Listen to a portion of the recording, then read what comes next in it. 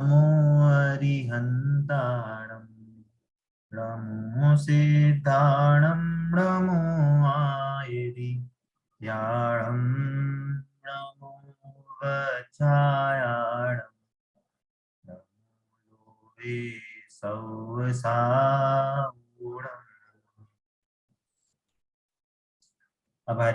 अभी हमारी मंगल प्रज्ञा 2 है ना, पार्ट 5 संसार और मोक्ष पे हम चर्चा कर रहे हैं, डिस्कशन कर रहे हैं। पिछली क्लासेस में हमने ये देखा कि संसार क्या है, मोक्ष क्या है, संसार कहाँ पे है, संसार किधर होता है ना। ये सब हमने समझा कि जो हमारे भाव ही हैं वही हमारे संसार का कारण है, और यही भाव ही हमारे हमारे मोक्ष के कारण है ना। बाहर में जितनी भी परवस्तु है उनको तो उपचार मात्र कहा जाता है कि ये संसार है, संसार के कारण है। वास्तव में जो हमारे उनसे जो अटैच्ड हमारे जो थॉट्स हैं, हमारे जो कहना चाहिए कि उनसे जो हमारा अटैचमेंट है वही हमारे संसार का कारण है। ये सब हमने समझा था। उसके बाद हमने ये समझा कि गति क्या चीज होती है। गति का हमने डेफिनेशन सुना कि आत्मा की अवस्था विशेष को गति कहते हैं, है ना। कोई भी अवस्था हो आत्मा की, वो एक गति है। उस टाइम पे जो उस जीव के थॉट्स हैं, उसके जो विचार हैं, उसके जो भाव हैं, वो गति है ना। और इसमें हमने मुख्यता से ये समझा स्टार्टिंग में कि मनुष्य गति क्या है। सबसे पहले हमारा मनुष्य गति को लेके डिस्कशन हुआ कि जो मनुष्य शरीर और मनुष्योचित परिणाम, वो मनुष्य गति है ना। मनुष्य शरीर के साथ जो एक्टिविटी होती है और जो मनुष्योचित परिणाम होते हैं वो मनुष्य गति है, जीव की मनुष्य गति है वो। और वो जो स्थान है, मध्य लोक जो स्थान है जहां पे ऐसे भाव होते हैं, उसको भी जिनवाणी में उपचार से मनुष्य गति कहा गया है। वो स्थान है, वो जगह है जहां पे वो भाव होते हैं, ठीक है। और हमने ये विशेष पॉइंट पे हमने ये चर्चा करी कि जो मनुष्य गति के जीव हैं उनके पास सातिशय ज्ञान होता है। वे एक्स्ट्रा ऑर्डिनरी ज्ञान के धारी होते हैं। क्यों होते हैं एक्स्ट्रा ऑर्डिनरी ज्ञान के धारी, है ना। कि हमने ये देखा था कि जैसे किसी जानवर को कोई खाना दो, जानवर को या कुछ खाने की चीज दो तो वो जमीन में लगा के खाएगा, उसको बिना छीले खाएगा, बिना सुधारे बिना धोए खाएगा, है ना। एक सामान्य मनुष्य भी होगा तो वो चीजें धोके खाता है, वो चीजें उसे छील के खाता है। पर हमने एक और डिफरेंस डाला वहां पे, यदि जैनी के जैनत्व के संस्कार वाला कोई मनुष्य होगा तो उसको प्रॉपर धोएगा, प्रॉपर अपने हाथ पैर भी धोएगा और फिर ग्रहण करेगा, है ना। और ऐसी वस्तुएं ग्रहण नहीं करेगा जहां पे हिंसा हो। दूसरे जानवरों को कोई नहीं पड़ी है कि कौन जिंदा है कौन जी रहा है, कोई किसी को भी खा लेते हैं, है ना। ऐसा देख, प्रकृति में ऐसा नियम है कि जैसे कोई मछलियां होती हैं, एक एग्जांपल, ये शार्क्स में तो ऐसा होता है, जो शार्क मछलियां होती हैं उनमें यदि कोई देर से पनपे, अंडज होते हैं ये लोग, अंडे से उत्पन्न होते हैं और अंडे से निकलते हैं। यदि कोई अंडे से लेट निकलता है या उसका डेवलपमेंट देर से होता है तो जो पहली मछलियां होती हैं वो उसको खा जाती हैं अपने भाई बहनों में, मतलब उसके हिसाब से जो एक साथ पैदा हो रहे हैं। प्रकृति में ऐसा नियम है। सोचो कितनी क्रूरता है परिणामों की, है ना। ये विवेक नहीं है वहां पे। पर हमने एक और चीज बोली, मनुष्य गति में हित अहित विचारने की विशेष शक्ति भी मनुष्यों में होती है ना। इसका देखिए आगे आगे की लाइन में क्या कह रहे हैं, इसी में लाइन में ही उसका उत्तर है। देखिए कहाँ है ये रहा। क्या कह रहे हैं कि तुम, सबको दिख रही है स्क्रीन? देखिए क्या कह रहे हैं, तुम और हम सभी मनुष्य हैं, लास्ट लाइन है ना। मनुष्यों में विशेष विवेक होता है ना। ये विशेष विवेक होना, ये बहुत कहना चाहिए एक एक्स्ट्रा क्वालिटी है, सिर्फ जो सिर्फ मनुष्य गति में होती है, बाकी किसी में नहीं होती है ना। कि वो आगे देखो क्या बोल रहे हैं, उसमें मैं आंसर देता हूँ कि इसमें क्या बोल रहे हैं कि धर्म कर्म संबंधी विशेष ज्ञान होता है, ये है विशेष ज्ञान।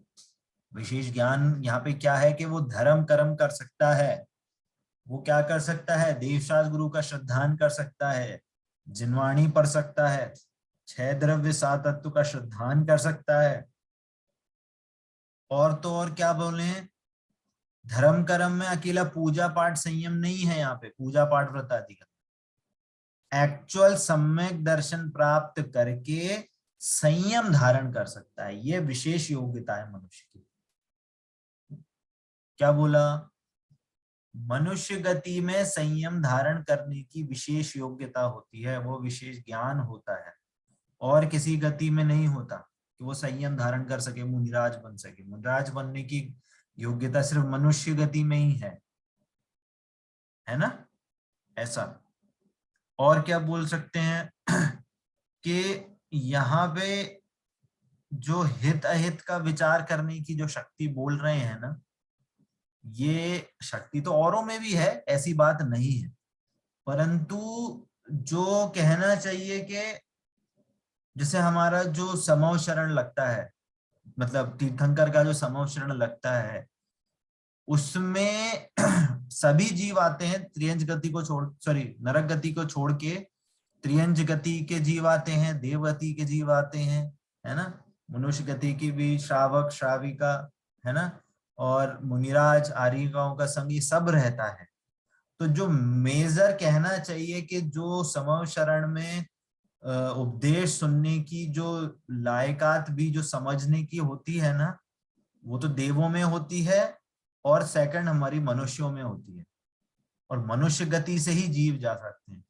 तो जो जीव समव शरण में मनुष्य हैं, भले ही देव उनको समझ लें, सारी चीजें काम कर लें, त्रियंच भी समझ लें, परंतु वहां बैठे जो मनुष्य होंगे वे ही समझ सकते हैं, वे ही उस समझ से सम्यक दर्शन प्राप्त कर सकते हैं, अन्य भी सम्यक दर्शन प्राप्त कर लेंगे, वे समझ के संयम धारण कर सकते हैं। तो अणुव्रत तो त्रियंच कर लेंगे, देव गति वाले अणुव्रत नहीं ले पाते, मनुष्य अणुव्रत ले पाते हैं, परंतु उसके बाद जो मुनिराज बनने की प्रोसेस है, क्या बोला, उसके आगे जो मुनिराज बनने की प्रोसेस है वो सिर्फ मनुष्यों के ही पास है। तो ये समझिए कि ये हमारे पास एक एक्स्ट्रा ऑर्डिनरी, हमारे पास एक लायकात है, ये मनुष्य गति में रह के हम व्रत ले सकते हैं, है ना, धर्म कर्म कर सकते हैं। धर्म कर्म कर्म में सब चीज आएंगी, अकेला पूजा पाठ नहीं आएगा, स्वाध्याय भी आएगा, व्रत भी आएंगे, नियम संयम भी आएंगे, है ना, ये सारी चीजें आएंगी, दान भी आएगा, पूजा पाठ भी है, सब चीज आएंगी। ठीक है, ऐसा। आगे क्या बोल रहे हैं, अब यहाँ पे विशेष बात आ रही है, बोल्ड में लिखा है, यहाँ पे क्या लिखा है, कम से कम आरंभ अर्थात हिंसा का परिणाम, और कम से कम परिग्रह में काम चलाने के भाव से मनुष्य आयु मिलती है। क्या बोला, कम से कम आरंभ हो, हिंसा हो, और कम से कम परिग्रह हो, उससे मनुष्य आयु मिलती है। मैंने एक और डेफिनेशन बोली, मतलब हमने समझी थी कि जो जीव के परिणामों को भोगने के स्थान को भी गति कहते हैं। क्या बोला, परिणामों के भोगने के स्थान को भी गति कह देते हैं। अब क्या कह रहे हैं कि जब हम किसी जीव को कम आरंभ कम परिग्रह के भाव होंगे तो उसे मनुष्य आयु मिलेगी, वो मनुष्य शरीर में धारण कर सकता है ना। तो कहीं से यदि उसको कर्म कम परिग्रह कम आरंभ के परिणाम हुए हैं, है ना, तो उसे पुण्य बंध हुआ है, तो पुण्य बंध के कारण वो वापस से मनुष्य कहीं से आके वो मनुष्य बना है और मनुष्य शरीर मिला है ना। अब यदि यहाँ पे जो भाव होंगे, है ना, वो हमारे आगे की गति को डिसाइड करेंगे, है ना। आगे अब चीजें पढ़ेंगे, अब आगे आपको धीरे धीरे चीजें कनेक्ट होंगी। आगे पढ़ते हैं। स्वभाव की सरलता, वक्रता रहित परिणामों के फल में मनुष्य आयु मिलती है ना।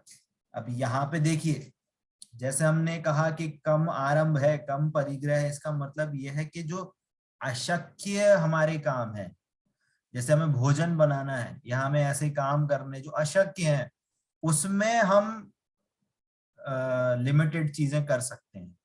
परंतु जो अशक्य नहीं हो, घर बंगला हो गाड़ी हो, ये ले ही जा रहे हैं, अरे नहीं हमें ये भी चाहिए, नहीं हमें वैसा भी चाहिए, हर चीज में हम लिमिटेड नहीं करें और बिना रोक टोक परिग्रह करें, बिना रोक टोक की आरंभ की चीजें करें, तो ये पाप बंध का कारण बनेगी, है ना।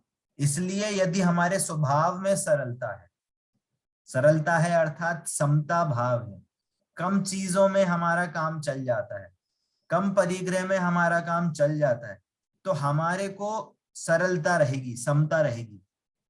और यदि हमारे परिणामों में वक्रता नहीं है, वक्रता मतलब मायाचारी के भाव यदि हमारे परिणामों में नहीं है, तो उसके फल से मनुष्य गति मिलती है। और यदि हमारे मन में मायाचारी है, वक्रता है, तो हमें आगे त्रियंच गति मिलेगी या अन्य गति भी मिल सकती है। ठीक है, अब आगे क्या कह रहे हैं। अभी अभी तक किसी को कोई डाउट है, कोई नहीं समझ में आया हो? सिंपल है। वक्रता रहित का मीनिंग? वक्रता मतलब मायाचारी, कोई मतलब सरलता नहीं है, सरलता का अपोजिट है वक्रता, अच्छा। है ना, कि सीधे सीधे कोई बात नहीं करेंगे।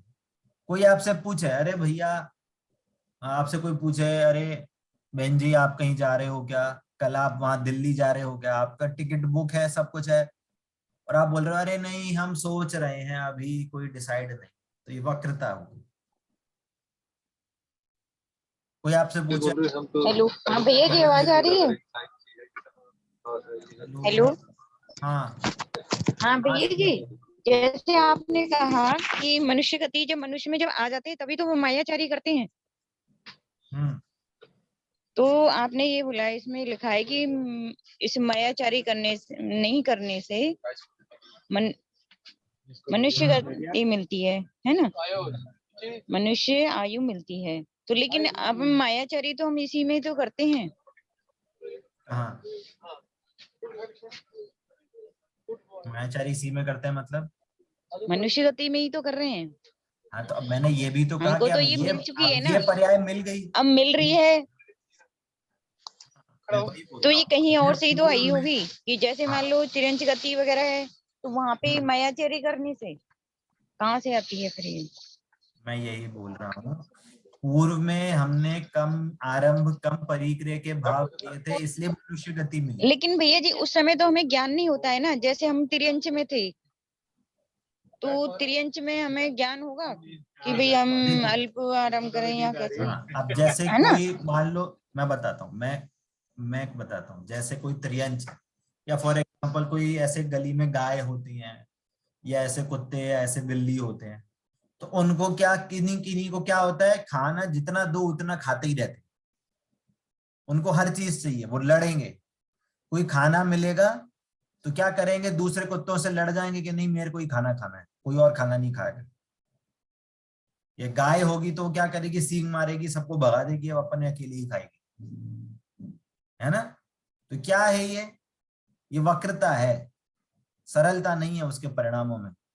आरंभ ज्यादा है उसको कि मैं ही खाऊंगा, मैं ही खाऊंगा, मेरे को ही खाना है, मेरे को ही खाना है ना, हिंसात्मक कार्य करेगा, क्रोध करेगा।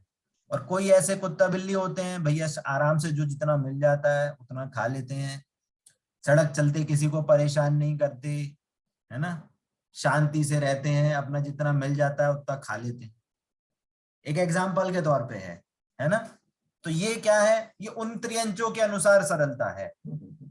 वो कहो किसी से लड़ेंगे नहीं, कि कोई पुचकार दे तो उसके बाद आराम से आ जाते हैं, किसी को कोई परेशान नहीं करते हैं, सारी चीजें देखते हैं कि हम मतलब सबने ऐसे टाइप का ऐसा कोई एग्जाम्पल तो देखा ही होगा, है ना। और इवन घरों में अगर कोई ऐसा कोई जिसको जानवर पालने के शौक होते हैं, कोई कुत्ता पालता है, तो ऐसा कोई कुत्ता होता है कि जो शांत होता है, उसको कितना भी पूंछ खींच लो, कान खींच लो, मुंह खींच लो, कुछ नहीं बोलता।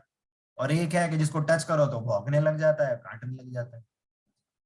तो ये क्या है, ये परिणामों की वक्रता है। सरलता कम है, दो भौंक रहे हैं।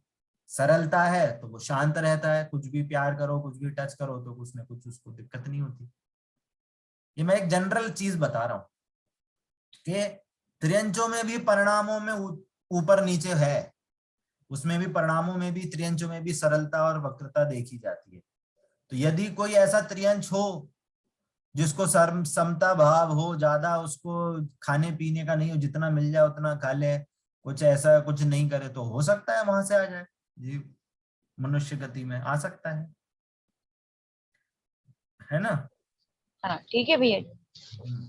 और मैं ये क्या बोल रहा था कि आप यदि वहां से सरल परिणामों से मनुष्य गति आ गए, और यदि यहाँ पे आपने सरल परिणाम नहीं रखे, यहाँ पे आपने अपने परिणामों में वक्रता रखी, तो फिर यहां से कोई दूसरी नीची घोटी गति में जा सकते हो आप।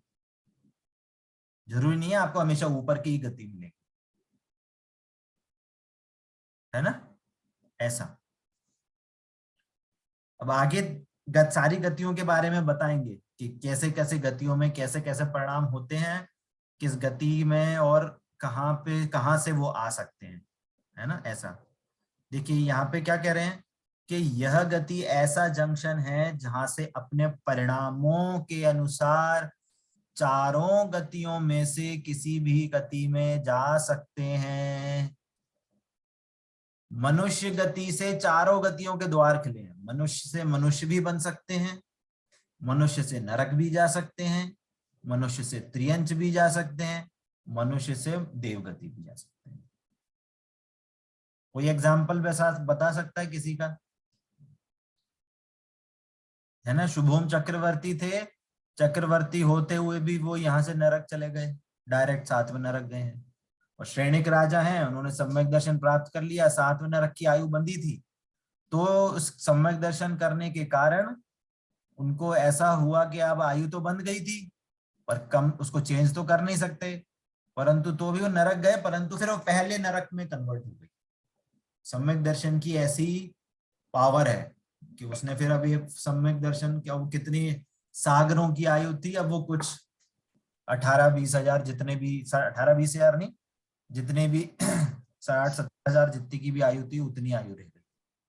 तो भैया जी जो जैसे नरक 7 में नरक बोलते हैं, तो वो क्या 7 से फिर 6, 5, 4, 3, 2 ऐसे आते हैं क्या?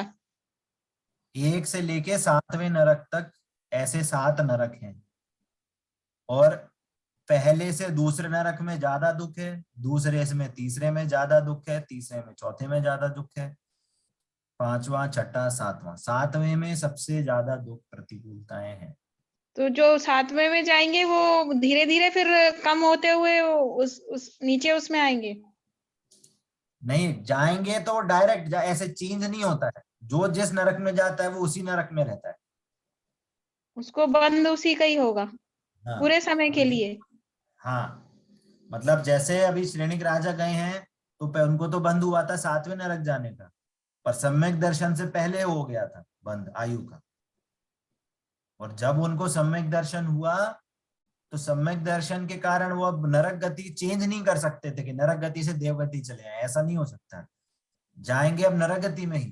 पर इतना उनका सम्यक दर्शन की पावर थी कि वो 7वें नरक को पहले नरक में उन्होंने कन्वर्ट कर लिया, और आयु भी कितने करोड़ों करोड़ों वर्ष की थी, वो अब कम रह के कुछ हजार वर्ष, 60-70 हजार वर्ष रह गई, ऐसा। तो सम्यक दर्शन की इतनी पावर होती है ना। अब वो वहां से जाएंगे, अभी वहां पे है मतलब, और वहां से आके वापस से वो आके तीर्थंकर बने, है ना। और ये एग्जाम्पल हुआ नरक गति जाने का, है ना। और नरक गति जाने का कौन सा है कि रावण भी है ना भैया जी? क्या? रावण, हाँ, रावण गए हैं, लक्ष्मण गए हैं, है ना। और सीता देव गई बनी, सीता देव गए थे, देवगति में गए थे। और जिन्होंने द्विपायन मुनि थे, जिन्होंने द्वारिका नगरी चलाई थी, वे भी नरक गए थे, है ना। और देव भी जाते हैं यहाँ से। जब 5 पांडव जब ध्यान कर रहे थे, है ना, तो जो मुनिराज भीम, युधिष्ठिर और अर्जुन थे, जो मुनिराज अवस्था में थे, उनको मोक्ष हो गया, और उस टाइम पे उन पे उपसर्ग हो रहा था। उनको, उनका कोई बैरी उनको एकदम गरम गरम, एकदम खौलते हुए एकदम गरम औजार पहना रहा था, उनको आभूषण पहना रहा था उनके शरीर पे, एकदम गरम लोहे के। तो नकुल सहदेव वहां से वो अपनी तपस्या पूरी नहीं कर पाए, तो वहां से एकदम सर्वार्थ सिद्धि, सबसे जो टॉप मोस्ट जो देव गति है, वहां की उनको आयु बनी 33 सागर की, असंख्यात वर्षों की आयु बनी। तो यहाँ से वो डायरेक्ट देव गए। अब वो वापस आएंगे और फिर वहां से फिर तपस्या करके, फिर अपनी तपस्या पूरी करके फिर मोक्ष जाएंगे। ऐसे भी हैं, ऐसे भी जीव होते हैं जो यहाँ से त्रियंच बनते हैं, है ना। और यहाँ से मनुष्य भी बन सकते हैं वापस। ऐसा भी कहने में आता है कि यहाँ से अगर कोई जीव आयु बांधे देव गति की, तो यहाँ से विधेय क्षेत्र भी जा सकते हैं। विधेय क्षेत्र में जाके जो समव शरण आदि है, वहां पे जाके अपना धव्य ध्वनि सुन सकते हैं, कल्याण कर सकते हैं। ऐसा भी आता है जिनवाणी में। तो मतलब ये है कि मनुष्य गति में चारों गति के द्वार खुले हुए हैं। और आगे क्या बोल रहे हैं, देखिए विशेष बात अब और है कि और पुरुषार्थ की उग्रता से हम पंचम गति सिद्ध अवस्था की भी प्राप्ति कर सकते हैं। मनुष्य गति ही एक ऐसी गति है जहां से हम यदि अपने विचारों को, अपने भावों को वक्रता रूप रखेंगे, सरल नहीं रखेंगे, तो हमें चारों गतियां खुली है। चारों गति संसार के द्वार मनुष्य गति से खुले हुए हैं।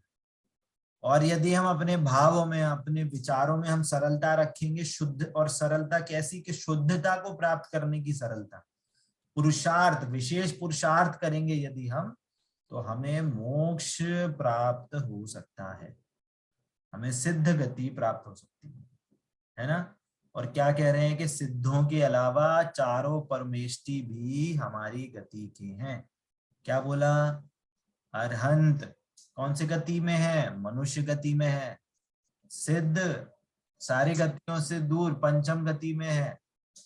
आचार्य, उपाध्याय, साधु ये भी मनुष्य गति में है। तो पंच परमेष्ठियों में 4 परमेष्ठि मनुष्य गति में है।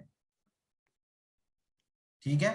अनंत भगवान को क्यों बोल रहे हैं मनुष्य गति में है? क्योंकि अभी उनके मनुष्य रूप जो शरीर है वो अभी भी विद्यमान है उनके साथ, वो अभी पूर्ण रूप से उसका नाश नहीं हुआ है, उसका खत्म नहीं हुआ है, उनके शरीर का वियोग नहीं हुआ है अभी, है ना। सिद्ध अवस्था में सारे शरीर रहित हो जाएंगे, अभी अनंत अवस्था में उनको शरीर है, इसलिए मनुष्य गति का कह रहे हैं।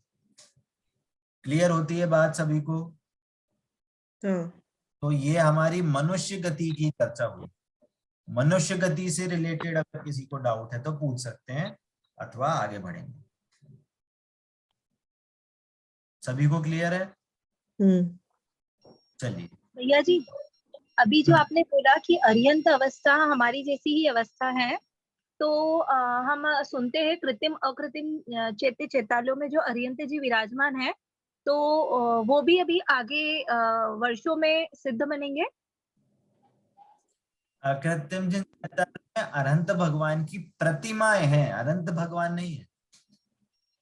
अच्छा, और अभी अगर वो इसमें ढाई द्वीप में अगर वो विराजमान है तो फिर उन्हें भी सिद्धावस्था मिलेगी? किनको? अनंत जी को? हाँ, भगवान, अनंत भगवान की बात तो सिद्ध अवस्था आती है। अच्छा, हम्म। तो उन्हें भी मतलब उनके भी कर्म कटेंगे और फिर वो भी सिद्धावस्था में जाएंगे। जो जिनालय होते हैं, वो हमारे जितने भी जिन मंदिर होते हैं, वो सारी अनंत अवस्था की प्रतिमाएं होती हैं। हमारे जिन मंदिरों में विशेषता हम तीर्थंकरों की प्रतिमाएं बनाते हैं। क्योंकि तीर्थंकरों की प्रतिमाएं क्यों बनाते हैं? क्योंकि उनसे विशेष हमारा राग है, क्योंकि उनसे ही हमें मोक्ष मार्ग का हमें उपदेश मिला है, इसलिए हम तीर्थंकरों की प्रतिमाएं बनाते हैं, है ना। परंतु जो अकृत्रिम जन चैत्यालय है, वहां पे अरहंत अवस्था की प्रतिमाएं हैं, अरहंत भगवान की है, अरहंत अवस्था है। कोई स्पेसिफिक किसी जीव की नहीं है कि महावीर भगवान की पार्श्वनाथ की, आदिनाथ, ऐसे नहीं है। वो एक अनंत अवस्था की प्रतिमा है कि अनंत भगवान है। तो अनंत भगवान तो कोई उसमें हम शरीर की पूजा नहीं कर रहे हैं। उनके जो गुण प्रकट हुए हैं, उनको जो केवल ज्ञान प्रकट हुआ है, अनंत सुख प्रकट हुआ है, उनकी जो वीतरागता प्रकट हुई है, हम उसको आदर्श मान के हम उनको पूज रहे हैं, है ना।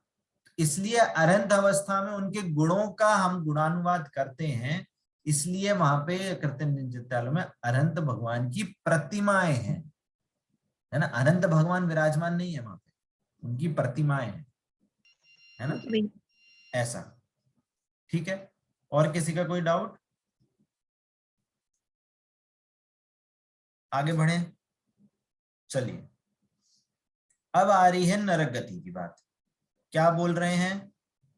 जब कोई जीव कहीं से आकर, कहीं से आकर मतलब कहीं कोई किसी दूसरी गति में था, नारक शरीर धारण करता है, अर्थात नरक गति में जन्म लेता है, उसे नरक नारकी कहते हैं। अभी वापस से जो हमने डेफिनेशन समझी थी, नारकी अर्थात नारकी, नरक अनुसार जो उसके भाव है, नरकोचित, है ना, नरक के उचित जो भाव हैं वो, और उसके साथ जो नरक रूप, नरक में जो शरीर मिलेगा, काला कुबड़ा, जो भी आपको अनेक रोग वाला ऐसा जो हमको शरीर मिलेगा कोई नारकी जीव को, तो वो नारकी जीव है ना। जैसे हमने मनुष्य में क्या बोला था, जिसको मनुष्योचित परिणाम होते हो और साथ में जिसको मनुष्य शरीर मिलता हो, वो मनुष्य गति है। तो नरक गति क्या हुई कि नरक गति के अनुसार जिस जीव को भाव हो, तो वो भाव प्लस नरक गति का जो शरीर मिलता है, उसे नरक गति कहते हैं। और इस शरीर को जो, या कहें जो पूर्व में जो हमने ऐसे वक्र परिणाम करे थे, पूर्व में जो ऐसे पाप रूप परिणाम करे थे, उसका जो फल भोगने का स्थान है, उसको भी नरक गति कहते हैं। अब वो जो जीव जहां पे धारण कर रहा है ऐसा शरीर, कहाँ धारण कर रहा है, पहले से लेके 7वें नरक, कहीं भी जा सकता है। तो वो जो स्थान है, तो जो पूर्व में उसने जो पाप करे थे, वो पाप भोग रहा है, वो वहां पे आके उस पाप का फल भोग रहा है ना। तो जो उस रूप जो वहां पे भाव हो रहे हैं, जो शरीर मिल रहा है, तो जिस स्थान पे वो चीज मिल रही है, इसलिए वो भी नरक गति कह रहे हैं हम उसको, है ना, वो स्थान को, है ना। समझ में आ रही है बात? कंफ्यूजिंग तो नहीं हो रहा? नहीं आई समझ में? आज किसी ने कोई वीडियो ऑन नहीं करके रखा, तो मेरे को समझ में नहीं आ रहा है कि कौन सुन रहा है कौन नहीं सुन रहा है। आ गया समझ में। भैया जी मैं तो क्या सफर में हूँ, इसलिए वीडियो बंद कर रखा है। हाँ, कोई दिक्कत नहीं, आप कर है ना? सकते हैं ऑफ, कोई हाँ। प्रॉब्लम नहीं। नहीं आ रहा समझ में? रूबी जी नहीं क्या भैया जी? भैया जी आ रहा है समझ में। फिर से बोलता हूं, कोई जीव उसने घोर पाप किया है ना, बहुत हिंसा करी है, बहुत हारम परिग्रह किया है ना, तो उसको बंध होगा, पाप बंद होगा। ठीक है, तो अब वो पाप बंद का फल कहाँ भोगेगा? तो वो पाप का फल भोगेगा नरक गति में। तो जब उसका पूर्व भव का शरीर का वियोग हुआ और नारक शरीर मिला, धारण किया, उसको हम उस जीव को नारकी जीव कह रहे हैं। ठीक है, एक एंगल ये हुआ कि वो नारकी जीव क्यों बना, कि पूर्व भव में उसने जितने पाप किए थे और घोर पाप किए थे उसका फल उसको भोगने को मिल रहा है, इसलिए वो नरक में आके उसको जन्म हुआ। सिंपल है, कोई हार्ड तो नहीं है कि जो उस पूर्व भव में जो पाप किए उसको भोगने का स्थान नरक गति, घोर पाप भोगने का स्थान। एक डेफिनेशन ये हुई नरक गति की। क्लियर है? एक डेफिनेशन हम प्रेजेंट में यदि कोई नरकी जीव है तो हम नारकी जीव कैसे बोलेंगे कि वो नारकी जीव है?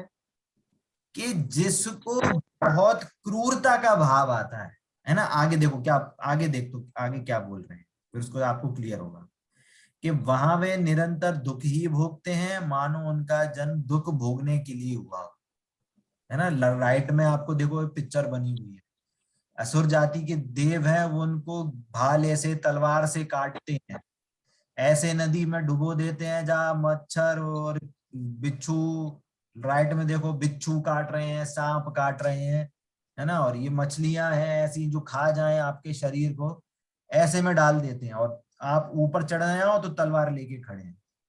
बहुत प्रतिकूलताएं हैं वहां पे, है ना। तो एक सेकंड, है ना। अब क्या बोल रहे हैं कि नरक में दूसरे नारकी उसके शरीर को बहुत बार काटते हैं, जलाते हैं, वहां मार काट मची रहती है, नारकी आपस में लड़ते झगड़ते रहते हैं, उन्हें न कभी खाने को अन्न मिलता है न कभी पीने को पानी। तो ये क्या बता रहे हैं, दो तरीके से बताया नारकी की डेफिनेशन, कि वो कैसे आया। एक वो नारकी के भैया पूर्व भव में बहुत पाप किए थे इसलिए वो नरक में आया, और नारकी में यदि कोई जीव है, नरक में कोई जीव है, तो उसकी अवस्था विशेष क्या है, बहुत क्रूर परिणाम वाला है, बहुत क्रूर परिणाम होंगे, मार काट के परिणाम होंगे, एक दूसरे के मार डालेंगे, काटेंगे, कभी कुछ करेंगे, एक दूसरे को भट्टी में डाल देंगे, जला देंगे, नोच डालेंगे, ऐसे परिणाम होते हैं नरक गति में, है ना। एक है ना नरक, नरक का ऐसा भाव भी आता है नारती, है ना, नार की अर्थात नारती, जिसको वहां एक नरक ही गति ही ऐसी गति है जहां कोई उसमें रहना नहीं चाहता है, उस स्थान से कभी रति नहीं होती है किसी को। कोई नरक में जाए तो बोले अरे भैया बहुत अच्छी जगह आ गया, आराम से नहीं रह गया। ऐसा कोई ऐसा नारकी जीव नहीं है जो ऐसा बोलता हो, है ना। इसलिए उसमें जो भाव है जीव के, मारने के, है ना, एक दूसरे को काटने के, ऐसे मारने के भाव हैं, और साथ में जो नारकी शरीर मिला है, बहुत अनंत रोगों से भरा हुआ काला शरीर, कुबड़ा शरीर, ऐसा शरीर मिला है, नपुंसक शरीर, तो वो नारकी जीव है। ठीक है, क्लियर होती है बात, है ना। आगे देखिए क्या बोल रहे हैं कि नरक में दुख ही दुख है, अतः बच्चों पाप कभी नहीं करना चाहिए। बहुत हठी हो, असंतोषी वृत्ति वाला हो, झगड़ालू हो, उसे नरक गति मिलती है ना। या कहें कि बहुत आरंभ, बहुत परिग्रह के भाव से नरक आयु मिलती है। बहुत आरंभ परिग्रह के भाव होते हैं। अब देखना, जरूरी नहीं है कि बहुत आरंभ हो, मतलब बहुत सारी वस्तुएं आपके पास हो वो जरूरी नहीं है, बहुत परिग्रह आपके पास हो वो जरूरी नहीं है, भिखारी जैसे हो, भिखारी के पास कुछ है नहीं, पर वो बहुत आरंभ परिग्रह भाव वाला है। मेरे को ये भी चाहिए, मेरे को वो भी चाहिए। और जो छोटी मोटी झोपड़ी कुपड़ जो भी है उसके पास, उसके साथ बहुत अपनत्व है। कोई उसकी झोपड़ी को छू नहीं सकता। आरंभ और परिग्रह एक ही चीज हुए क्या? आरंभ आरंभ मतलब कि हिंसा के काम, आरंभ मतलब हिंसा के, घर गृहस्थी के जो काम है, हिंसात्मक काम है, वो बहुत आरंभ परिग्रह के काम हो, है ना। कोई मतलब जैसे कुछ तो होते हैं अशक्य चीजें कि भैया घर की साफ सफाई करनी है, कुछ करनी है, तो भैया ये तो कोई तो अशक्य है। परंतु साफ कैसे कर रहे हैं? केमिकल से साफ कर रहे हैं। मकड़े जाले साफ कर रहे हैं तो वैक्यूम क्लीनर लगा के साफ कर रहे हैं। तो भैया जो जीव होंगे उनका क्या होगा? वो मरेंगे नहीं, है ना। केमिकल से चीजों को, कॉकरोच हैं तो उनको ऐसा नहीं कि उसको पकड़ के या ऐसे किसी चीज में डाल के उनको बाहर फेंके, नहीं, वो केमिकल से ही मारना है उनको। चूहों को घर में हो रहे हैं तो दवाई डाल दी कि चूहे मर जाएं। ऐसा नहीं कि पिंजरे में अगर पकड़ के उनको कहीं और दूसरी जगह भेज उनको रख दें। तो भैया जी बाथरूम टॉयलेट वगैरह तो केमिकल से ही करते हैं, तो उसमें भी तो हिंसा होती है। ट्राई, देखो वो केमिकल अगर हो भी तो ट्राई करें कि कम से कम केमिकल यूज हो, और ट्राई करें कि वहां पे स्वच्छता बनी रहे, गंदगी ना रहे। वो पर वो सफाई तो करनी पड़ती है ना। हाँ, तो ऐसे बहुत से ऑप्शन ऐसे भी हैं जो हर्बल हैं। जरूरी नहीं है कि ज्यादा केमिकल से उनको मारने का ही हो। जो देखो पानी आदि की जो क्रिया होती है वो तो हर जगह होती ही है, उसमें तो गंदगी, मैं उनकी बात नहीं कर रहा। मैं बात कर रहा हूँ जहाँ पे अशक्य है। साफ सफाई कर रहे हैं तो कुछ बाथरूम की है तो करनी पड़ेगी, पानी से ही करेंगे, ऐसी चीजों से करेंगे, सर्फ से करेंगे, ऐसी चीजों से। उसकी मनाही नहीं कर रहा हूँ। मैं बोल रहा हूँ कि आपको चूहा पकड़ना हो, कॉकरोच को कहीं बाहर निकालना हो, कुछ कीड़ा मच्छर आदि को करना हो, है ना, मक्खी को भगाना हो, तो हम क्या करते हैं? केमिकल डाल देते हैं, है ना। तो ये क्या है? ये आरंभ के काम है, बहु आरंभ पर आरंभ के काम है ना। और परिग्रह क्या मतलब क्या है? इसकी डेफिनेशन बोली थी परिग्रह की कि मूर्छा है, नहीं मेरे को ऐसा ही चाहिए, खाने में मेरे को ये ही चाहिए, खाने में मेरे को मिर्च मसाला ही चाहिए, खाने में मेरे को मीठा ही चाहिए, है ना। एक एग्जाम्पल है, मेरे को इतने कपड़े चाहिए, मेरे को ये ब्रांड भी चाहिए, मेरे को वो ब्रांड भी चाहिए, नहीं मेरे को ऐसे कपड़े ही चाहिए, मेरे को वैसे कपड़े ही चाहिए, घर पे ऐसा होना चाहिए, घर पे ऐसी डिजाइन होनी चाहिए, है ना। तो ये सब बहुत आरंभ परिग्रह के हैं ये भाव, और ये दिखाते हैं कि समता के भाव आपके पास नहीं है, सरलता के भाव आपके पास नहीं,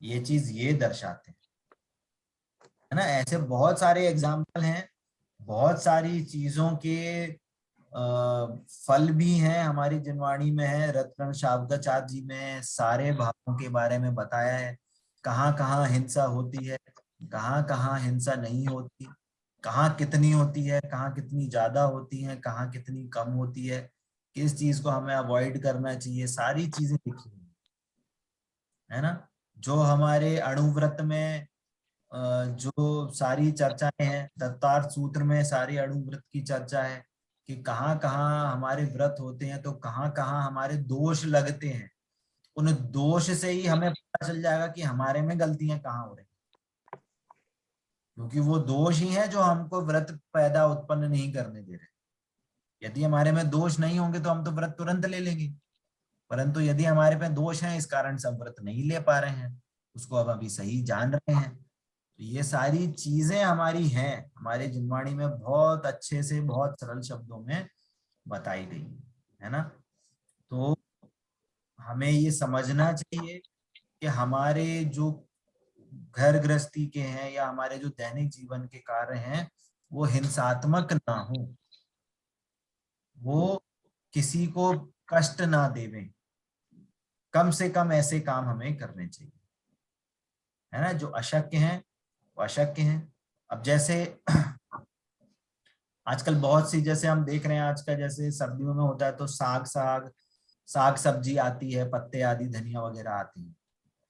तो हमें ये विशेषकर ध्यान रखना चाहिए कि जो सब्जियां आ रही हैं वो प्रॉपर, हमें एक एक पत्ती करके हमें देखना चाहिए।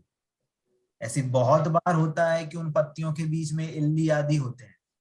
जैसे मटर आ रही है तो हमें मटर को बहुत शोधना चाहिए, देख के शोधना चाहिए। ऐसे बहुत बार होता है कि हम मटर को देखते हैं, हम बिना देखे करते जाते हैं, तो भले ही इल्ली नहीं देखे तो पर उनके अंडे भी होते हैं मुंह में, सफेद कलर के। ऐसे बहुत बार देखते हैं। और जैसे आजकल अभी सर्दियां हैं तो सर्दियों में बहुत सी सब्जियां ऐसी होती हैं जो जल्दी सड़ जाती हैं, फ्रूट्स होते हैं जल्दी सड़ जाते हैं। तो हमें ऐसे फ्रूट कम यूज करने चाहिए, सड़ जाए तो उसको हटा देना चाहिए। अरे ठीक है खा लो खा लो, वहां पे जीव उत्पन्न हो गए हैं। वहां पे आप देखोगे, अगर आप किसी साइड का पार्ट देखोगे आप गौर से, तो हमें, मेरे को तो नहीं, मेरी वाइफ को बहुत बार ऐसे दिखा है कि एप्पल में छोटी छोटी इल्लियां दिखी, जो साफ दिख रहा है, भले ही ऊपर से एकदम सफेद दिख रहा है, आधा पार्ट खाली काला हो गया, और जो दूसरा वाला पार्ट है वहां पे इल्ली छेद करके दूसरी जगह तक आ गई। तभी होता है। तो ये चीजें हमें बहुत ध्यान से सोचनी, जो हम खाने पीने की वस्तुएं हैं, हमारे मसाले हैं, हमारे अनाज हैं वगैरह हैं, तो हमें बहुत ध्यान से उनको शोधना चाहिए, है ना। बहुत बारी ऐसी चीजें देखी जाती हैं। तो ये तो एक उदाहरण था कि हमें बहुत आरंभ के काम नहीं करने चाहिए, हमारा विवेक जागृत रखना चाहिए, हमारे हिंसात्मक काम नहीं हो, ऐसा हमें काम करना चाहिए। ठीक है, आगे अभी देव गति की चर्चा आ रही है। समय हमारा अभी हो गया है, तो अभी इसकी चर्चा हम आगे करेंगे। एक इम्पॉर्टेंट आपको नोटिस सब लोगों को भी वापस से दोहरा रहा हूं कि हमारा नेक्स्ट मंडे हमारा एग्जाम रहेगा, सेम जैसे पिछली बार एग्जाम था, 45 मिनट्स का एग्जाम रहेगा। आप क्लास के टाइम पे ही आपको एग्जाम देना है। और चैप्टर 3 कषाय और चैप्टर 4 जैनियों का सदाचार, इस पे आपके एग्जाम होगा। हाँ मधु आंटी जी बताइए।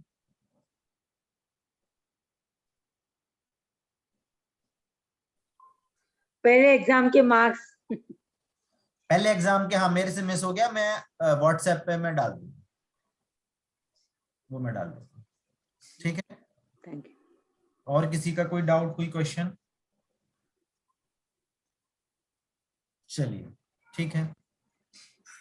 जिनवाणी के ज्ञान से सूझे लोकालो, सोवाणी मस्तके नमो सदा देता हूँ। बोलिए द्वारचंदमयी जिनवाणी माता की जय हो। जय हो। जय हो। अहिंसामय जैन धर्म की जय हो। जय हो। जय हो। जय हो। जय हो। जय जिनेंद्र सभी को। जय जिनेंद्र। जय जय। जय जय।